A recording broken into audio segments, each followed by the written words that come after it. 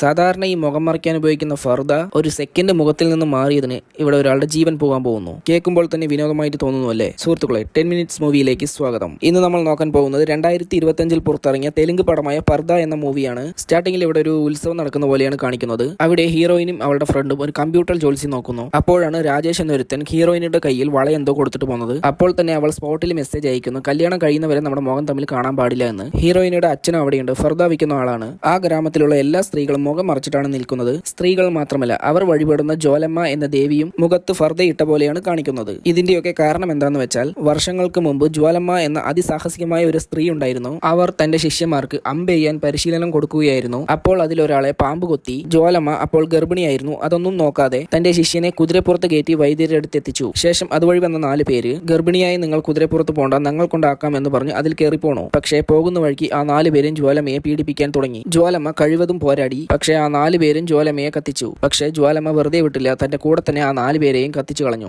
എന്നിട്ട് ജ്വാലമ്മ ആ ഗ്രാമത്തിലുള്ള കിണറ്റിൽ ചാടി മരിച്ചു. അതിനുശേഷം ജനിക്കുന്ന കുഞ്ഞുങ്ങളൊക്കെ മരിച്ചിട്ടാണ് ജനിക്കുന്നത്. ജ്വാലമ്മയുടെ ശാപമാണെന്നോർത്ത് ഇവർ എന്ത് ചെയ്യണമെന്നറിയാതെ അതിന് പരിഹാരമായി ജ്വാലമ്മയ്ക്ക് ഒരു അമ്പലം കെട്ടി. അപ്പോൾ എവിടുന്ന ഒരു പർദ്ദ വന്ന് ജ്വാലമ്മയുടെ മുഖത്ത് മൂടി. അതിനുശേഷം ജനിക്കുന്ന കുഞ്ഞുങ്ങൾക്കൊന്നും ഒരു പ്രശ്നവും ഉണ്ടായിരുന്നില്ല. പിന്നീടാണ് അവിടെയുള്ള സ്ത്രീകൾ എല്ലാവരും ചേട്ടൻ, അനിയൻ, അച്ഛൻ, ഭർത്താവ് അല്ലാണ്ട് മറ്റാർക്കും വയസ്സിന് വന്നതിന് ശേഷം മുഖം കാണിക്കാൻ പാടില്ല എന്ന് പറഞ്ഞ് ഫർദയിടാൻ തുടങ്ങിയത്. അങ്ങനെ ആരെങ്കിലും ഫർദ മാറ്റിയാൽ ജ്വാലമ്മ മരിച്ച അതേ കിണറ്റിൽ അവരുടെ ജീവനും ത്യാഗം ചെയ്യേണ്ടി വരും. അടുത്ത സീനിൽ ഹീറോയിന് സുബുവും അവളുടെ ഫ്രണ്ടും തന്റെ അമ്മയുടെ കല്ലറിയിൽ വന്ന് സംസാരിക്കുകയാണ്. കാരണം സുബുവിന് അച്ഛൻ മാത്രമേ ഉള്ളൂ, അമ്മയില്ല, മരിച്ചുപോയി. 3 ദിവസം കഴിഞ്ഞ് എന്റെ എൻഗേജ്മെന്റ് ആണ്. അപ്പോൾ അതിനെപ്പറ്റിയുള്ള കാര്യങ്ങളൊക്കെ പറഞ്ഞിട്ട് അവിടെ നിന്നും പോണു. പോകുന്ന വഴിക്ക് പെട്ടെന്ന് കാറ്റടിച്ച് അവളുടെ ഫർദ പറന്നുപോയി. അവളാണെങ്കിൽ നല്ലപോലെ ടെൻഷനായിട്ട് ആ ഫർദ എടുത്ത് മുഖത്ത് മൂടി. അതിനുശേഷം അവൾ വീട്ടിലേക്ക് വരുന്നു. തന്റെ അച്ഛനോട് എൻഗേജ്മെന്റിന് എല്ലാവരെയും വിളിച്ചു എന്ന് ചോദിക്കുന്നു. സുബുവിന്റെ മദറുടെ ഒരു ഫ്രണ്ട് ഉണ്ട്, രത്ന ആന്റി പറഞ്ഞിട്ട്, അവരെ വിളിച്ചോ എന്ന് ചോദിക്കുന്നു. ആരില്ലെങ്കിലും അവരെ എന്തായാലും വിളിക്കണമെന്ന് സുബു പറയുന്നു. ഇവളുടെ അച്ഛൻ അവരെയും വിളിച്ച് കാര്യങ്ങൾ പറയുന്നു. അവരും നല്ല സന്തോഷത്തോടെ വരാമെന്ന് പറയുന്നു. അവരുടെ ഹസ്ബൻഡിനോട് ഇന്ന പോലെ എൻഗേജ്മെന്റിന് പോകട്ടെ എന്ന് പറഞ്ഞപ്പോൾ അവർ ആദ്യം സമ്മതിച്ചില്ല. പിന്നീട് 2 ദിവസത്തിൽ പോയിട്ട് വരണമെന്ന് സമ്മതിച്ചു. പിന്നെ അടുത്തത് എൻഗേജ്മെന്റ് ദിവസം വന്നു. ചെക്കനും കൂട്ടർ എല്ലാം ഇവളുടെ വീട്ടിലേക്ക് വന്നു. അപ്പോൾ ചെക്കന്റെ ഫ്രണ്ടും അവിടേക്ക് വന്നിരുന്നു. അയാളുടെ ബാഗിൽ നിന്ന് ഒരു മാഗസിൻ താഴെ വീണു. ആ മാഗസിന്റെ ഫ്രണ്ട് പേജിൽ നോക്കിയാൽ നമ്മുടെ സുബുവിന്റെ ഫോട്ടോ ആയിരുന്നു. ഒരു പയ്യൻ ആ ബുക്ക് എടുത്ത് പൂക്കോടയിൽ വെക്കുന്നു. ആ കോടയെടുത്ത് അകത്ത് വെക്കുമ്പോഴാണ് എല്ലാവരും കാണുന്നത്. എല്ലാവരും ഇത് കണ്ടതും ഷോക്കായി. പയ്യന്റെ അച്ഛൻ പെണ്ണിന്റെ അച്ഛനോട് ചോദിക്കുന്നു, ഇങ്ങനെയാണോ പെണ്ണിനെ വളർത്തേണ്ടതെന്ന്. പക്ഷെ അവളോട് ചോദിക്കുമ്പോൾ എനിക്കൊന്നും അറിയില്ല, ഞാനൊരു തെറ്റും ചെയ്തിട്ടില്ല എന്ന് പറയുന്നു. അവിടെയുള്ള ഗർഭിണിയായ സ്ത്രീ ഇതൊക്കെ കേട്ടിട്ട് തന്റെ കുഞ്ഞിന് എന്തെങ്കിലും ആകുമോ എന്ന് പേടിക്കുന്നു. കാരണം മുഖം കാണിച്ച് ശാപം വന്നാൽ ജനിക്കാൻ പോകുന്ന കുഞ്ഞ് മരിക്കും എന്നാണ് ഇവരുടെയൊക്കെ വിശ്വാസം. അവൾ ഒരുപാട് പ്രാവശ്യം പറയുന്നുണ്ട്, ഈ ഫോട്ടോ ഞാനല്ല എടുത്തത്, ഞാൻ ഒരു തെറ്റും ചെയ്തിട്ടില്ല എന്ന്. അവളുടെ കാമുകനും ഇവൾക്ക് സപ്പോർട്ട് ചെയ്യുന്നുണ്ട്. പക്ഷെ ആരും ഒന്നും വിശ്വസിക്കുന്നില്ല. അവസാനം ഈ നാട്ടുകാരെല്ലാരും കൂടെ തീരുമാനിക്കുന്നു, ജ്വാലമ്മയുടെ ശാപം വരാതിരിക്കാൻ ഇവളുടെ ജീവൻ ത്യാഗം ചെയ്യാമെന്ന്. പക്ഷെ അവളുടെ കാമുകനും ആ ആന്റിയും അതിന് എതിർപ്പാണ്. നിങ്ങളെ എല്ലാവരെയും പോലീസിൽ പിടിച്ചു കൊടുക്കുമെന്ന് പറയുന്നു. അപ്പോൾ മെമ്പർ പറയുന്നു, പോലീസ് പിടിക്കുകയാണെങ്കിൽ ഇയാളെ തന്നെ ആദ്യം പിടിക്കണമെന്ന് പറയുന്നു. കാരണം സുബു ജനിക്കുന്ന സമയത്ത് ഒരു സ്ത്രീ മുഖം കാണിച്ചു എന്ന് പറഞ്ഞ് അവരെ കൊല്ലാനായിട്ട് മുൻകൈ എടുത്തത് ഇയാളായിരുന്നു. അതുകൊണ്ട് തന്നെ അദ്ദേഹം ഒന്നും മിണ്ടുന്നില്ല. അടുത്ത സീനിൽ ആന്റി പറയുന്നു, ഇനി ഇവിടെ ഇരിക്കണ്ട, എന്റെ നാട്ടിലേക്ക് പോവാമെന്ന് പറയുന്നു. ഞാൻ കാരണം ജോലമിയുടെ ശാപം വരണ്ട എന്ന് പറഞ്ഞ് സുബു സമ്മതിക്കുന്നില്ല. അടുത്ത ദിവസം ഈ ജീവൻ ത്യാഗം ചെയ്യാനുള്ള ചടങ്ങ് നടക്കുന്നു. ആ കിണറ്റിന്റെ അടുത്തേക്ക് വന്നിട്ട് അവളുടെ കയ്യിൽ ഒരു കല്ല് വെച്ച് കെട്ടുന്നു. അവൾ പതിയെ ആ കിണറ്റിൽ ഇറങ്ങാൻ തുടങ്ങുന്നു. അവൾ അങ്ങനെ മുങ്ങി. പെട്ടെന്ന് ആ അമ്പലത്തിൽ പുയലടിച്ച് ആ അകൽ വിളക്ക് അണയുന്നു. അത് കണ്ടതും പെട്ടെന്ന് ഒരു സ്ത്രീ അവളെ രക്ഷിക്കാൻ പറയുന്നു. ഇത് കേട്ടതും അവളുടെ കാമുകൻ അവളെ രക്ഷിക്കാനായിട്ട് കിണറ്റിൽ ചാടുന്നു. അവളെ രക്ഷിച്ചു. ജ്വാലമ്മയുടെ അനുവാദമില്ലാതെ ആരുടെയും ജീവൻ ത്യാഗം ചെയ്യാൻ പാടില്ല എന്ന് പറഞ്ഞു. പക്ഷെ അപ്പോഴും ആ നാട്ടുകാർ ജീവൻ ത്യാഗം ചെയ്യണം, അല്ലെങ്കിൽ ശാപം വരും എന്ന് പറയുന്നു. അപ്പോൾ ഇവർ പറയുന്നു, ഒരു തെറ്റും ചെയ്യാത്ത ഇവളെ നിങ്ങൾ ശിക്ഷിച്ചാൽ ആ ശാപം നിങ്ങൾ എന്ത് ചെയ്യുമെന്ന് ചോദിക്കുന്നു. അവസാനം മെമ്പർ ഒരു കാര്യം പറയുന്നു, ഇവളുടെ പ്രസവത്തിന് ഇനി 3 ആഴ്ച സമയമുണ്ട്, അതിനുള്ളിൽ നീ തെറ്റ് ചെയ്തിട്ടില്ല എന്ന് പറഞ്ഞ് പ്രൂവ് ചെയ്യണം. അങ്ങനെ ചെയ്താൽ നീ ജീവൻ ത്യാഗം ചെയ്യണ്ട എന്ന് പറഞ്ഞു. ഇവളുടെ കാമുകൻ രാജേഷ് പറയുന്നു, ആ ഫോട്ടോഗ്രാഫറുടെ നമ്പറിൽ വിളിച്ചു നോക്കി, പക്ഷെ റീച്ച് ആയില്ല.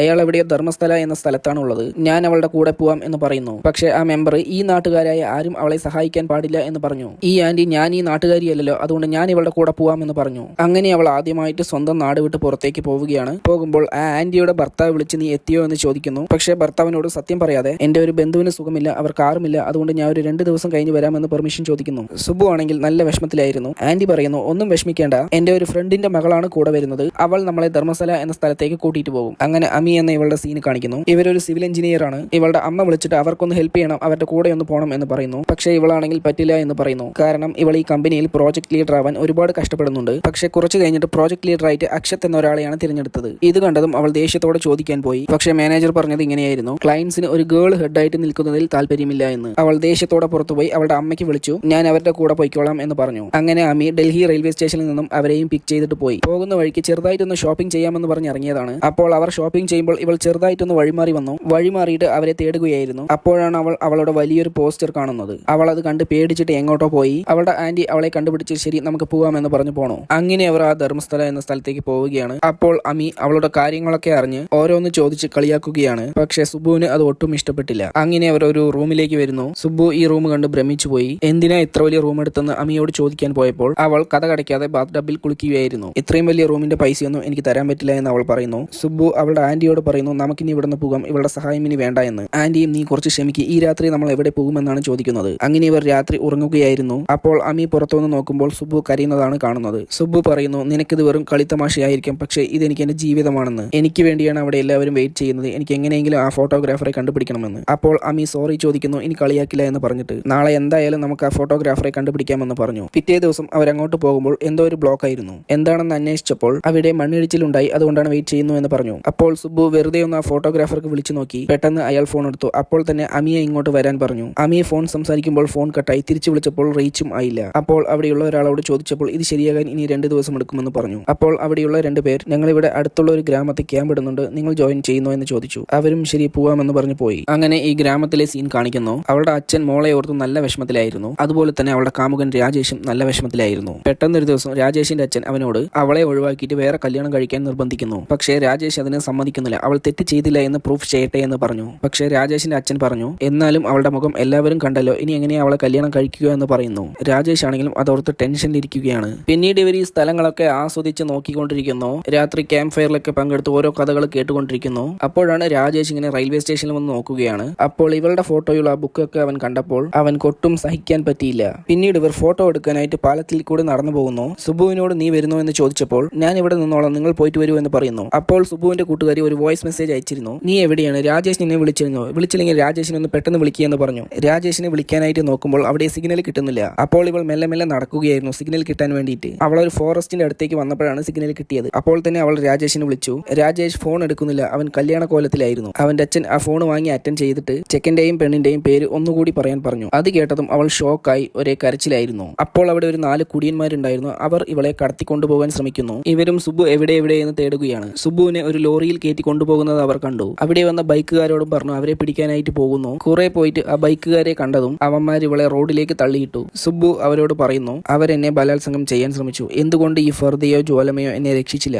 അവൾക്ക് ഒരുപാട് സംശയങ്ങളുണ്ടായിരുന്നു, എന്റെ വിശ്വാസം തെറ്റോ ശരിയോ എന്നൊക്കെ. അപ്പോൾ അമി പറയുന്നു ജ്വാലമ്മ ഒരിക്കലും തെറ്റല്ല, ജ്വാലമ്മയെ പറ്റി പറഞ്ഞ കാര്യങ്ങളായിരിക്കും തെറ്റ് എന്ന്. ഗർഭിണിയായിരുന്ന ജ്വാലമ്മ എങ്ങനെയാണ് ജനിക്കാൻ പോകുന്ന കുഞ്ഞുങ്ങളെ കൊല്ലുക എന്ന് സുബുവിനോട് ചോദിച്ചു. സുബു ഒരുപാട് വട്ടം അതിനെപ്പറ്റി തന്നെ ചിന്തിക്കുന്നു. അങ്ങനെ അവർ പുറത്തേക്ക് പോവുകയാണ്. ഇത്രയും ദിവസം വീടിനുള്ളിൽ മാത്രം ഫർദ അയച്ചു വെച്ചിരുന്ന സുബു ആദ്യമായിട്ടാണ് പുറത്തുപോയി ഫർദ അയച്ചു മാറ്റുന്നത്. അവൾ ഈ ലോകത്തെ ആസ്വദിച്ച് കാണുന്നു. അങ്ങനെ അവർ എല്ലാവരും കറങ്ങി നടന്ന് എൻജോയ് ചെയ്യുന്നു. അപ്പോൾ ഒരു സ്ഥലത്ത് ഇവരെല്ലാവരും കൂടി ഇരിക്കുമ്പോൾ ഇദ്ദേഹം ഒരു കാര്യം പറയുന്നു, ഞാൻ ധർമ്മസ്ഥലയ്ക്ക് വരണമെന്ന് എന്റെ ബക്കറ്റ് ലിസ്റ്റിൽ ഉണ്ടായിരുന്നു എന്ന്. അതെന്താണെന്ന് സുബു ചോദിച്ചപ്പോൾ പറയുന്നു നമ്മൾ ആഗ്രഹിക്കുന്നത് എഴുതി വെക്കും, അതൊക്കെ നടന്നു കഴിഞ്ഞാൽ ടിക്കറ്റ് ഇട്ട് വരണമെന്ന്. അങ്ങനെ അവൾ ഒരു സ്ഥലത്തിരിക്കുന്നു. അപ്പോൾ അവളുടെ കാമുകൻ രഞ്ജിത്ത് തന്ന വള അവൾ നദിയിലേക്ക് വലിച്ചെറിയുന്നു. ശേഷം അവൾ റൂമിലിരിക്കുമ്പോൾ അവളുടെ ബക്കറ്റ് ലിസ്റ്റ് തയ്യാറാക്കി അതിൽ ഒന്നുകൂടി എഴുതി ചേർത്തു സ്വന്തം നാട്ടിൽ ഫർദയിടാതെ നടക്കണമെന്ന്. അപ്പോഴാണ് അമിയുടെ ഫോണിൽ ആ ഫോട്ടോഗ്രാഫർ മെസ്സേജ് അയച്ചത്, അവളുടെ ഈ ഫർദ ആദ്യം പറഞ്ഞു പോയില്ലേ, ആ സമയത്താണ് ഈ ഫോട്ടോ എടുത്തിരുന്നത്. ഞാൻ നിങ്ങളുടെ പെർമിഷൻ വാങ്ങാൻ വേണ്ടി തിരഞ്ഞു, പക്ഷെ നിങ്ങളെ കിട്ടിയില്ല, അതുകൊണ്ട് ക്ഷമിക്കണം എന്നായിരുന്നു ആ വീഡിയോയിൽ. ഇനി നമുക്ക് എന്ത് ചെയ്യാമെന്ന് ചോദിച്ചപ്പോൾ ശരി നമുക്ക് പോകാമെന്ന് അവൾ പറയുന്നു. അവർ പോയിക്കൊണ്ടിരിക്കുമ്പോൾ ബാക്കിൽ ഒരു വണ്ടി ഹോൺ അടിച്ചുകൊണ്ടേയിരിക്കുകയാണ്. എന്നിട്ട് സൈഡ് കൊടുത്ത് കയറി പോകുമ്പോൾ അവർ എന്തോ പറഞ്ഞു. ഇവൾക്കാണെങ്കിൽ ദേഷ്യം വന്നിട്ട് ആ വണ്ടിനെ എങ്ങനെയെങ്കിലും ഓവർടേക്ക് ചെയ്യണമെന്നായിരുന്നു. സുബുവും ആന്റിയും വേണ്ട